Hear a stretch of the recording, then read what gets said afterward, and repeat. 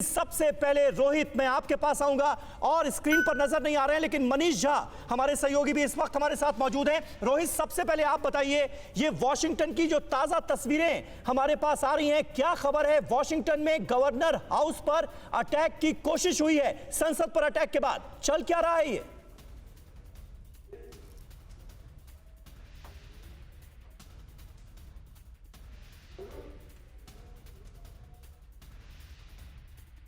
नहीं, रोहित की आवाज नहीं आ रही है, रोहित की आवाज नहीं आ रही है। मनीष झा का मैं रुख करूंगा। मनीष, क्या अपडेट मिल पा रही है?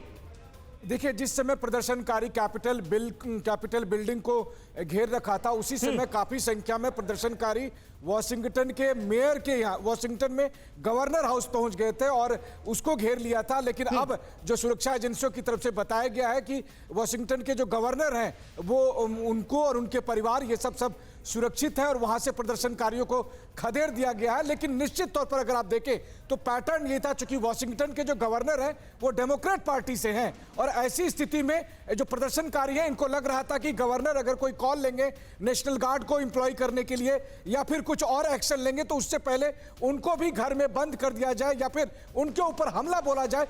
इस तरह की कोशिश थी उस समय दंगाइयों की। लेकिन जो जानकारी मिल रही है उसके मुताबिक पुलिस और सुरक्षा बल वहां गवर्नर हाउस पहुंच गए और उन्होंने गवर्नर और उनके परिवार के लोगों को सुरक्षित वहां पर रखा और फिर वहां से सभी दंगाइयों को खदेड़ कर भगाया गया। ये जानकारी मिल रही है। जी बिल्कुल। नवनीत चुग साहब इस वक्त कैलिफोर्निया से हमारे साथ मौजूद हैं। चुग साहब, देखिए, जहन में एक बड़ा सवाल आता है, छोटा सा सवाल है, इस हिंसा से जो कुछ भी अमेरिका में हुआ, जिस तरह से दुनिया के सबसे पुराने लोकतंत्र को शर्मसार होना पड़ा, इस कवायद से हासिल क्या हुआ डोनाल्ड ट्रंप को? ये बिल्कुल ठीक बात नहीं हो रही है आज जो अमेरिका में हो रहा है। पर बहुत फ्रीडम ऑफ स्पीच है, लोगों को बोला जाता है कि आपको छुट्टी है, जो गवर्नमेंट के खिलाफ बोलना है बोल लो। तो ये जो छुट्टी मिली हुई है, फिर उसका एक नेगेटिव साइड ये भी होता है कि लोग पहुंच जाते हैं गवर्नमेंट ऑफिसेज में प्रोटेस्ट करने। पर ये गलत बात सबसे ज़्यादा ये है कि प्रेसिडेंट ट्रंप की फर्स्ट रिस्पॉन्सिबिलिटी जो ड्यूटी है कि वो कंट्री को सेफ रखें, और आज उन्होंने कंट्री को अनसेफ खुद किया है, अपने आप जान के लोगों को बोला है, इनवाइट किया है कि वॉशिंगटन डीसी आओ, क्योंकि उनको आज मालूम था कि आज इलेक्टोरल कॉलेज का काउंट होएगा कांग्रेस में, और आज के बाद उनके पास कोई चांस नहीं है फाइट करने के लिए कि वो इलेक्शन हार गए हैं। बहुत प्राउड है वो, बहुत मतलबी इंसान है, बहुत इमेच्योर है। कोई रईस बच्चा स्पॉइल्ड होता है उनके जैसे उनकी हालात हैं, और वो एक्सेप्ट नहीं कर सक रहे कि वो हार गए हैं और लड़ रहे हैं। और बिल्कुल, ये तो हम लगातार देख रहे हैं चुग साहब, ये तो हम लगातार देख रहे हैं। और इतनी जबरदस्त हिंसक घटनाओं को अंजाम दिए जाने के बाद उनका ये कहना कि remember this day for ever, ये अपने आप में बताता है कि मंशा किसकी थी ये सब करने की, और ये मुमकिन कैसे हो पाया। इसी से जुड़ी एक बड़ी खबर इस वक्त आ रही है। ब्रेकिंग न्यूज क्या है, बताएंगे करुणा? बिल्कुल समीर, जो गवर्नर हाउस पर अटैक हुआ, इसी से जुड़ी बहुत बड़ी खबर आपको बता दें। दुनिया की सबसे बड़ी खुफिया नाकामी इसे कहा जा रहा है। अमेरिका का खुफिया सिस्टम पूरी तरह से फेल साबित हुआ है। FBI, CIA देखते ही देखते रह गए और अमेरिका में गदर मच गया है।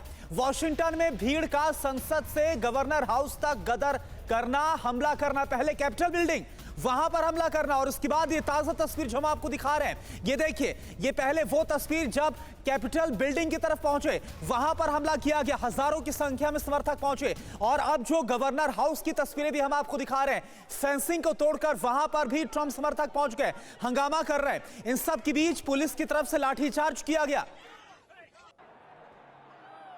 बिल्कुल, और हमारे साथ क्योंकि अश्वनी श्रीवास्तव साहब मौजूद हैं। अश्वनी श्रीवास्तव साहब, मैं आपसे जानना चाहूंगा, एज ए सिक्योरिटी एनालिस्ट, आप इस सिचुएशन को कैसे ब्रीफ करेंगे हमारे दर्शकों के लिए? ये स्थिति पैदा कैसे हो पाई? अमेरिका की तमाम एजेंसियां आखिर क्या कर रही थी? इतना बड़ा विद्रोह होने जा रहा है, संसद पर अटैक होने जा रहा है और उनको खबर ही नहीं थी।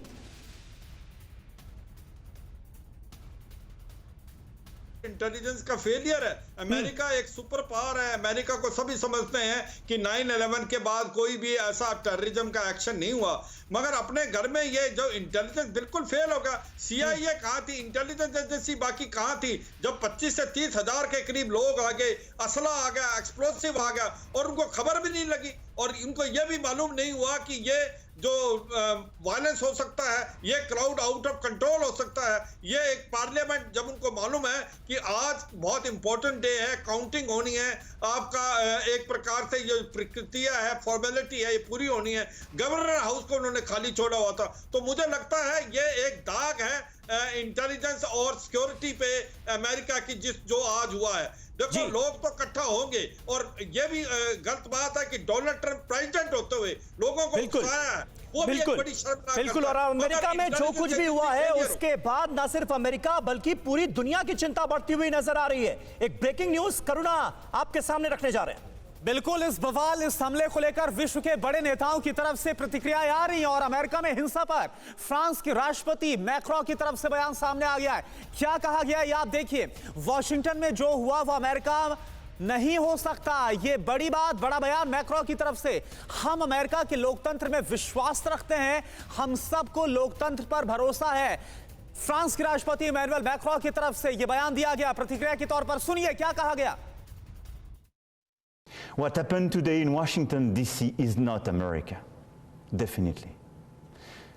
We believe in the strength of our democracies. We believe in the strength of American democracy. और रोबिंदर सचदेव साहब हमारे साथ मौजूद हैं। रोबिंदर जी, पूरे दुनिया से इस वक्त प्रतिक्रियाएं आ रही हैं, आलोचना हो रही है, लोकतंत्र को शर्मसार करने की जिस तरह की कोशिश की गई है, उसके बाद अब डोनाल्ड ट्रंप के खिलाफ किस तरह का एक्शन एक्सपेक्टेड है? मैं दो चीजें कहूंगा। अभी जो फ्रांस के प्रेसिडेंट मैक्रोन ने कहा कि दिस इज नॉट अमेरिका, मैं कहूंगा मैक्रोन गलत बात कह रहे हैं, वो गलत समझ रहे हैं।